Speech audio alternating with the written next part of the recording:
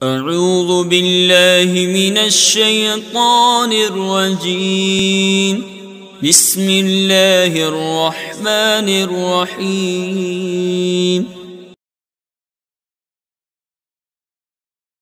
بسم اللہ الرحمن الرحیم۔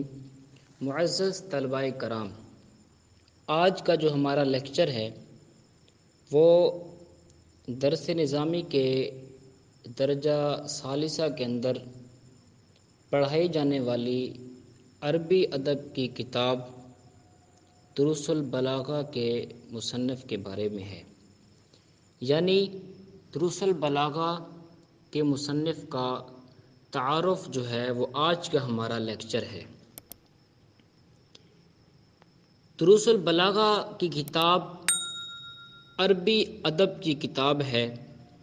دروس البلاغہ کے مصنف کے تعارف سے پہلے ہم ادب کے بارے میں کچھ سنتے ہیں کہ یہ ادب ہے کیا چیز، یہ ادب کا لغوی اور اصطلاحی مفہوم کیا ہے، ادب یہ کون سا صیغہ ہے، اور ادب کی معاشرے کے اندر، تہذیب کے اندر، ثقافت کے اندر کیا اہمیت ہے، اس بارے میں ہم سنتے ہیں۔ ادب لغوی اعتبار سے باب کارما سے بھی آتا ہے اور باب ضربہ سے بھی آتا ہے۔ کارما سے اس کا جو مصدر آتا ہے وہ آدھا بن آتا ہے، یعنی دال پر زبر کے ساتھ۔ اس کا معنی یہ ہوتا ہے، کارما سے اس کا معنی یہ بنے گا ادب والا ہونا، اور ضربہ سے اس کا مصدر ادبن آتا ہے، یعنی دال پر جزم کے ساتھ۔ تو اس صورت میں اس کا معنی یہ بنتا ہے کہ دعوت دینا، کھانا کھلانا، یعنی یہ دعوت کے معنی کے اندر استعمال ہوتا ہے۔ اصطلاحی اعتبار سے ادب کی تعریف کیا ہے؟ ادب کی اصطلاحی تعریف کے اندر علماء کرام کی مختلف آراء ہیں، یعنی ان کی مختلف رائے ہیں۔ بعض نے فرمایا ادب ایک ایسا ملکہ ہے، ایسی قوت ہے جس کے ساتھ قائم ہوتا ہے، ہر ناشائستہ باز سے اس کو بچاتا ہے۔ کچھ علماء کرام نے فرمایا کہ ادب ایک ایسی اچھی ریاضت ہے جس کی وجہ سے انسان بہتر اوصاف سے متصف ہوتا ہے۔ اور عربی لغت کی جو کتاب المنجد ہے، مشہور و معروف کتاب ہے، اس کے اندر جو ادب کی تعریف کی گئی ہے وہ یہ ہے کہ علم ادب وہ علم ہے جس کی وجہ سے انسان کلام عرب میں لفظی اور تحریری غلطی سے بچ سکے، یعنی لفظی غلطی ہو یا تحریری طور پر وہ غلطی ہو، لکھنے میں غلطی اور لفظی غلطی جو ہے، ادب ایسا علم ہے کہ اس کے ذریعے ان اغلاط سے بچا جا سکتا ہے۔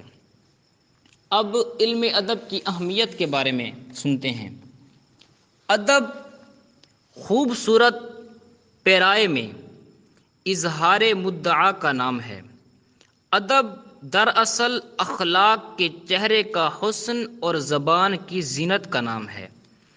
کسی زبان کا ادب اس کی ثقافت کا بہترین عکس ہوتا ہے۔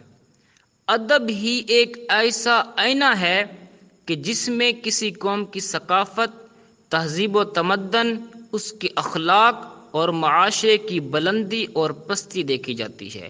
یعنی معلوم ہوا کہ ادب بہت ہی ایک اہم ترین چیز ہے۔ ادب کے بارے میں ہم نے کچھ سنا، اس کے بارے میں ہمیں کافی معلومات ملی۔ اس کے بعد جو ہمارا اصل جو مقصد ہے وہ صاحب دروس البلاغہ کے مصنف کا تعارف ہے۔ تو اب ہم صاحب دروس البلاغہ کے مصنف کے تعارف کی طرف آتے ہیں۔ صاحب دروس البلاغہ کے جو مصنف ہیں، آپ کا اسم حفنی ناصف ہے۔ آپ نے جو دروس البلاغت کتاب لکھی ہے، اپنی جماعت کے ساتھ مل کر آپ نے اس کی تصنیف فرمائی ہے۔ آپ کی جو پیدائش ہے یعنی حفنی ناصف بن شیخ اسماعیل، آپ 1272 ہجری میں قاہرہ کی مضافاتی بستی برکند الحج میں ناداری اور یتیمی کی حالت کے اندر پیدا ہوئے، اور آپ کی جو کفالت ہے وہ آپ کے ماموں اور آپ کی دادی جان نے کی۔ تحصیل علم، حفنی ناصف نے علم کہاں سے حاصل کیا؟ حفنی ناصف نے ابتداً اپنی بستی کے کسی مدرسے میں قرآن کا کچھ حصہ حفظ کیا، پھر 11 برس کی عمر میں حفنی ناصف جامعۃ الازہر بھاگ گئے، وہاں 13 سال تک مختلف اساتذہ اور مشائخ کرام سے علمی استفادہ کرتے رہے۔ اس کے بعد دارالعلوم دیوبند کے اندر داخلہ لے لیا اور وہاں کے استاذوں سے مختلف علوم و فنون پر مہارت حاصل کی۔ دارالعلوم دیوبند سے فراغت کے بعد آپ مدارس امیریہ کے اندر عربی کے استاذ مقرر ہوئے۔